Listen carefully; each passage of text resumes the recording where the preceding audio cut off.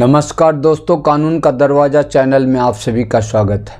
आज के इस एपिसोड में मैं आप सभी को जानकारी दे रहा हूं कि समाज के कुछ ढेर सारे ऐसे किसान हैं जिन्होंने कुछ न कुछ ज़मीन अपनी कमाई से अर्जित किया है, और कुछ लोगों के साथ इस तरह की समस्या है कि उनके सेल डीड में जितना रकबा दिया गया है और जितने रकबा पर उनका दखल पोजीशन है उस मुताबिक उनका जमाबंदी नहीं है। अर्थात अंचल कार्यालय में जो जमाबंदी किया गया है, नामांतरण किया गया है, उसमें रकबा कम कर दिया गया है।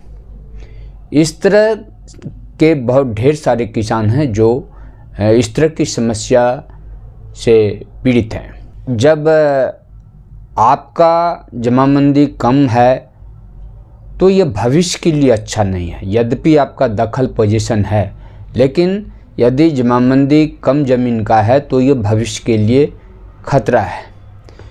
यदि आप अपनी इस भूमि को किसी अन्य व्यक्ति को बिक्री करना चाहेंगे तो सेल डीड के मुताबिक ट्रांसफ़र तो हो जाएगा, लेकिन फिर जो व्यक्ति आपसे ज़मीन खरीदेंगे उनके साथ भी इसी तरह की समस्या उत्पन्न हो जाएगी, क्योंकि आपका जो जमाबंदी है वह कम रकबा शो कर रहा है।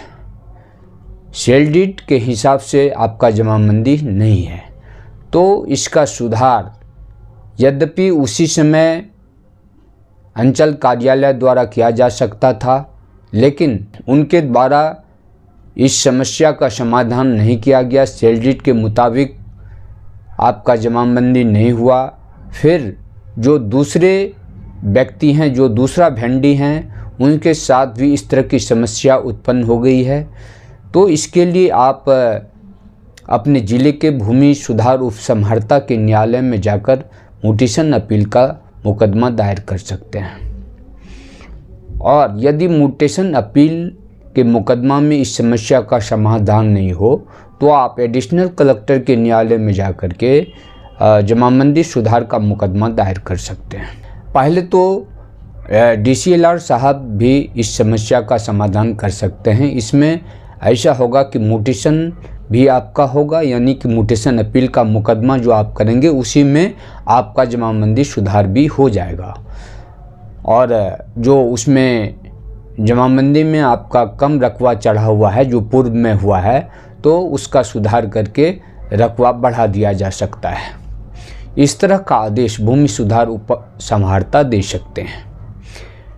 इसके लिए आपको अंचल कार्यालय द्वारा जिस समय आपने नामांतरण के लिए आवेदन दिया था उसका जो रिजेक्शन ऑर्डर है उसका सर्टिफाइड कॉपी रखना पड़ेगा। साथ ही आपका जो सेल डीड है, सेल डीड की कॉपी रखें, और इस तरह से पेपर जुटा करके आप भूमि सुधार उपसमहर्ता के न्यायालय में म्यूटेशन अपील का मुकदमा दायर करें तो आपकी समस्या का समाधान हो सकता है।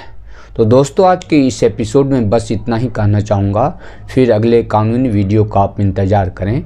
और अंत में आपसे कहना चाहूँगा कि इस तरह की कानूनी जानकारी के लिए यदि आप अब तक हमारे चैनल से नहीं जुड़े हैं तो हमारे चैनल के साथ जुड़ें और चैनल को सब्सक्राइब करें। साथ ही इस तरह की वीडियो यदि आपको पसंद आए तो आप इसे लाइक करना न भूलें। धन्यवाद।